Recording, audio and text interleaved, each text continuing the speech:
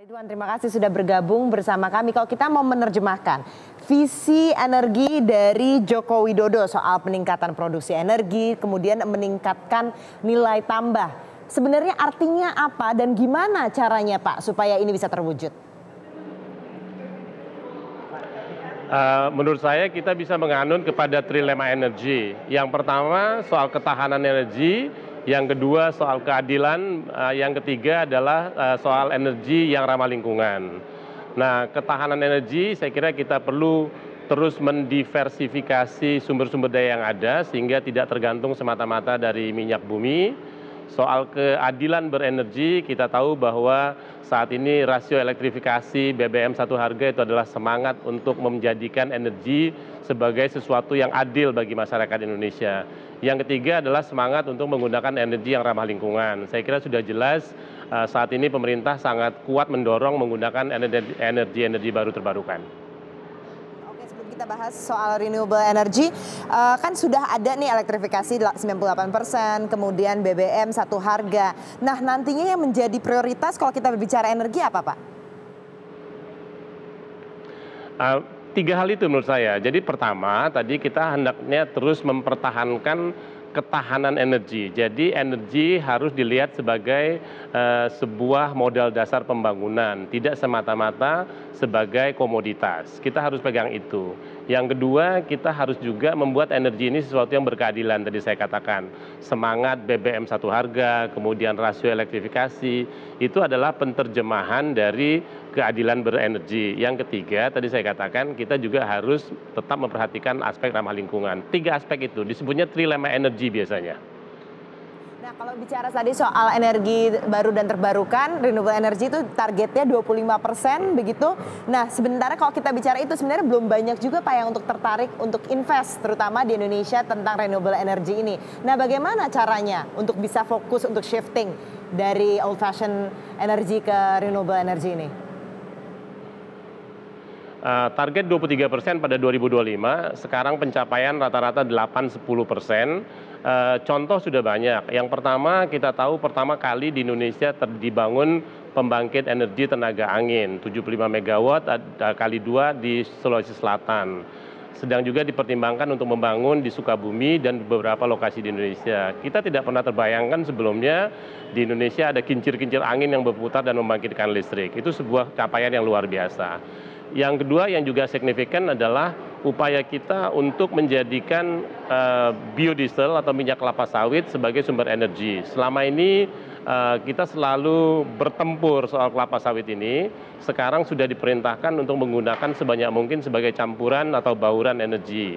Pada tahun 2020 jika kita sukses melakukannya, kita akan bisa menghemat sampai dengan kurang lebih 10 miliar dolar. Sudah dilakukan perhitungan dan bahkan nanti dalam jangka panjang tidak usah kita repot-repot untuk tawar-menawar dengan negara manapun untuk menjual kelapa sawit kita. Jadi sekaligus kita akan memanfaatkan kelapa sawit sebagai energi baru terbarukan. Di luar itu pemanfaatan juga kita akan diversifikasi. Kita tahu juga ada semangat untuk menggunakan kendaraan bermotor listrik. Ini juga sebuah upaya lain untuk menggunakan energi murah yang tersedia banyak lokal. Jadi kita tidak lagi akan mengimpor sebanyak-banyaknya bahan bakar fosil untuk menggerakkan kendaraan, tapi kita akan lebih banyak menggunakan sumber daya energi yang ada di Indonesia untuk diubah menjadi listrik, kemudian listrik digunakan untuk menggerakkan kendaraan. Itu beberapa programnya. Oke, Pak. Masih bersama Deputi 3 Bidang Koordinasi Infrastruktur Kementerian Koordinator Bidang Kemaritiman Bapak Ridwan Djamaluddin di Palembang, Sumatera Selatan. Pak Ridwan, tadi kita sudah bicara seperti apa penerjemahan dari visi misi energi petahana Joko Widodo begitu. Tadi kalau kita bicara soal pengelolaan energi, kita punya target yang begitu besar ke depannya. Tapi kalau pengelolaan energi ini pasti juga berdampak kepada lingkungan. Nah, bagaimana supaya tetap bisa kita maksimal mengelola energi ini dari segala sisi begitu, kemudian juga menjaga lingkungan karena ini juga menjadi kritik tersendiri bagi pemerintahan saat ini. Yang pertama memang semangat untuk menggunakan sebanyak mungkin biodiesel atau berbahan bakar nabati. Kalau mau dikatakan baru barangkali ini juga sudah beberapa waktu yang lalu dimulai. Tapi yang baru adalah untuk mempercepatnya dan memperbanyaknya. Jadi perintah Presiden sekarang kan B100, jadi sebanyak mungkin green diesel, biofuel itu kita gunakan untuk bahan bakar. Yang lain saya kira tadi saya sudah singgung juga, itu adalah untuk mengubah konsumsi bahan bakar minyak fosil yang menggerakkan kendaraan bermotor menjadi kendaraan bermotor listrik. Ini ada beberapa aspek. Yang pertama, kita akan mengurangi import BBM senilai kurang lebih 400-500 triliun per tahun. Kemudian juga kita akan mengoptimalkan penggunaan listrik yang sudah terbangkitkan kurang lebih 25 triliun per tahun. Jadi aspek-aspek itu secara keekonomian sangat signifikan. Di samping itu kita juga akan mengurangi emisi. Begitu kita pakai kendaraan listrik, emisi mendekati nol atau bahkan nol. Satu lagi juga kita tentunya akan memperkuat ketahanan energi Indonesia dari sisi ketersediaan baterainya. Itu adalah masa-masa baru saya kira dalam semangat pembangunan energi ke depan. Oke, Pak, saya ingin minta tanggapan Pak Ridwan ini. Saya bacakan visi misi kalau kita bicara soal energi dari pasangan 02 Prabowo Sandi. Nah, yang mereka ingin buat adalah di mana nanti energi berdasarkan bahan bakar nabati. Jadi kita lebih fokus di situ, tidak menggunakan fossil fuel lagi, begitu. Kemudian juga kalau misalnya kita bicara dari soal swasembada. Ini kalau dilihat dari kemandirian energi di sini dikatakan di sini juga soal dikatakan untuk misalnya konversi penggunaan BBM ke gas dan energi terbarukan dalam pembangkit listrik PLN.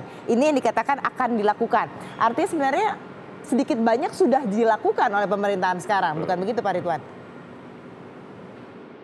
Sudah, kalau bahan bakar nabati sudah sangat dilakukan, bahkan perintah sekarang tadi juga sudah sangat tegas suruh B100, kalau mengubah penggunaan konsumsi BBM menjadi gas untuk pembangkit listrik sudah banyak dilakukan, bukan hal baru lagi.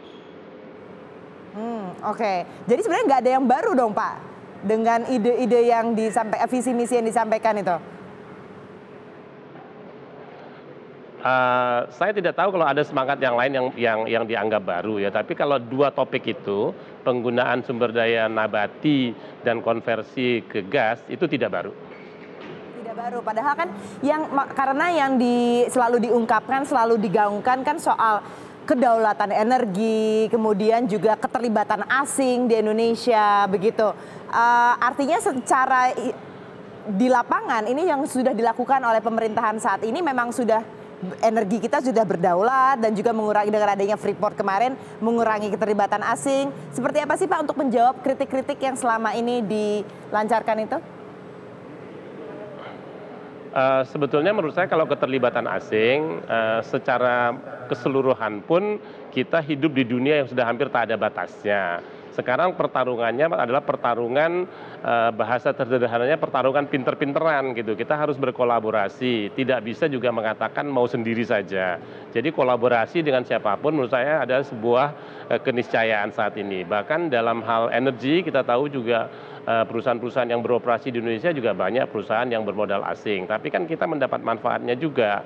Bukannya kemudian dia datang dia saja dapat manfaat, kita tidak dapat manfaat. Saya kira itu juga perlu diluruskan. Nah, pembangkit listrik juga PLN dengan yang IPP juga bisa kelihatan. PLN mungkin kurang lebih sepertiga lah dibanding dengan yang IPP. Yang IPP juga kita tahu banyak investasi dari nasional, domestik dan juga internasional. Buat kita, selama kita memastikan bahwa kita lebih mendapat untung daripada orang lain, kenapa tidak? Daripada kita tidak memanfaatkan sumber daya yang ada sama sekali. Menurut saya arahnya harus ke sana. Baik Pak Ridwan Jamaludin, terima kasih banyak sudah bergabung bersama kami di Prime Time.